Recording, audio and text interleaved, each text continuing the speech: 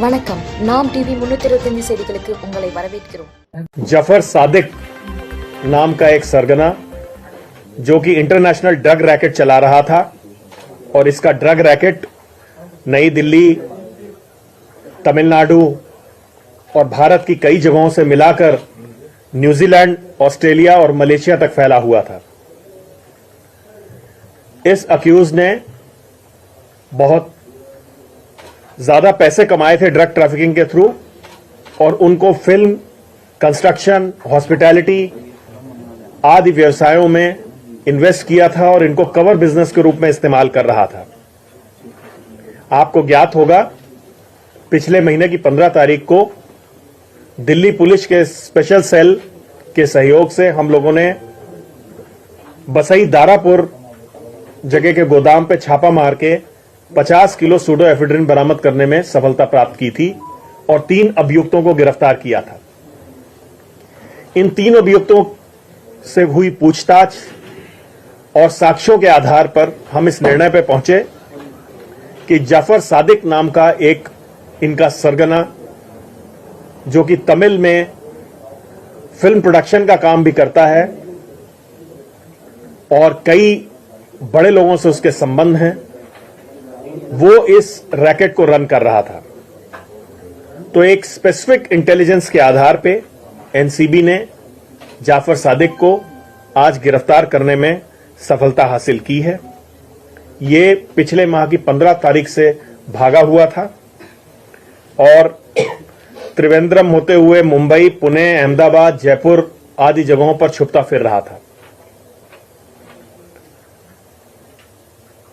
NCB ने 50 kilo सूडोएफेड्रिन एवेंटा नाम की कंपनी के गोडाउन से सीज की। सूडोएफेड्रिन, मैं बताना चाहूंगा, मेथएम्फेटामिन नाम के एक खतरनाक सिंथेटिक ड्रग को बनाने में काम आती है। 15 तारीख को हुए सीजर के बाद एक सघन operation NCB operation branch, NCB की अन्य इकाइयां और दिल्ली पुलिस स्पेशल सेल ने छेड़ रखा था, जिसके परिणाम स्वरूप आज हम लोगों ने यह सफलता प्राप्त की है। ये गैंग का काम मुख्यतः सूडोएफेड्रिन को ऑस्ट्रेलिया और न्यूजीलैंड जैसी जगहों पर भेजना था और यह छुपाने के लिए उसमें कवर के रूप में डेसिकेटेड कोकोनट या फूड प्रोडक्ट्स रखते थे। पिछली पूछताछ और आज इस सरगने ने भी यह कबूला है कि इन लोगों ने लगभग 40-45 कंसाइनमेंट यहां से भेजे हैं और पिछले 3 सालों में लगभग 3,500 किलो सूडोएफेड्रिन भारत से ये लोग भेजने में कामयाब हुए हैं। इसने यह भी माना कि इसने काफी बड़ी मात्रा में इससे ड्रग मनी अर्जित की है और उसको तमाम सारे बिजनेस जैसे film production, construction, real estate, hospitality वगैरह में इसने लगाया है। इसके फाइनेंशियल लिंकेजेस और ड्रग मनी के ट्रेल की जांच सघन रूप से की जाएगी और जो भी दोषी होंगे उनके खिलाफ कानूनी कार्रवाई की जाएगी। सूडोएफेड्रिन एक प्रीकर्सर केमिकल है जो कि मेथएम्फेटामिन के प्रोडक्शन में काम आता है और यह एक कंट्रोल्ड सब्सटेंस के रूप में इंडिया में विधिक आधार पर रखा गया है इसको, और इसको जो भी डाइवर्ट करता है उसको 10 साल तक की सजा हो सकती है। जफर सादिक अब्दुल रहमान इस ऑपरेशन का मास्टरमाइंड था। इसने स्वीकारा है कि यह deputy head of NRI wing Chennai waste district DMK party से ताल्लुक रखता था। यह 15 तारीख के सीजर के बाद हाइडिंग में चला गया, छुप गया और त्रिवेंद्रम, मुंबई, पुणे, अहमदाबाद होते हुए जयपुर पहुंचा। इसको लोकेट करने के बाद पूछताछ में इसको शामिल किया गया और आज एनसीबी ने इसको गिरफ्तार किया है।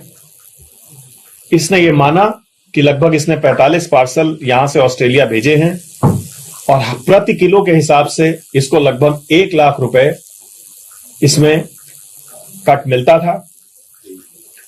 लगभग 3,000 से 3,500 किलो ड्रग ये लोग निर्यात कर चुके हैं और इससे इसको करोड़ों रुपए की आमदनी हुई है, जिसका बड़ा हिस्सा इसने फिल्म प्रोडक्शन में लगाया है।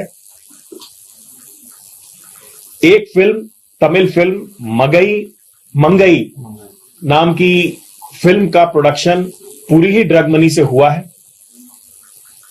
ड्रग मनी को इसने रियल स्टेट में भी इन्वेस्ट किया है। ड्रग मनी का इस्तेमाल जिन धंधों में हुआ है उनमें पार्टनर्स काफी बड़े बड़े नामी गिरामी हस्तियां हैं जो तमिलनाडु फिल्म इंडस्ट्री से भी संबंध रखती हैं। इसके लिंकेजेस और ड्रग मनी का ट्रेल मैटर ऑफ इन्वेस्टिगेशन है और मुझे उम्मीद है कि मेरी टीम इस ड्रग मनी को कहां कहां इस्तेमाल किया है उसका पर्दाफाश करने और ड्रग मनी को जब्त करने में कामयाब होगी। इसने चेन्नई में ड्रग मनी का इस्तेमाल करके एक होटल भी बनाया है। 2019 में भी इसका नाम एक सिमिलर केस में मुंबई कस्टम्स में आया था जहां पे एक कीटामिन नाम का एक सिंथेटिक ड्रग मलेशिया भेज रहा था। अब तक की हुई इन्वेस्टिगेशन के आधार पे इसके खिलाफ पर्याप्त साक्ष्य मिले हैं, इसलिए इसकी गिरफ्तारी की गई है। आज इसको मजिस्ट्रेट के सामने प्रोड्यूस करके पुलिस रिमांड लिया जाएगा।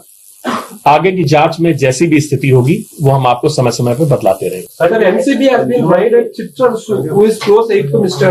Udayanidhi Stalin, who is the Minister of Tamil Nadu. Is there any reason behind this, sir? Mr. Chitransu.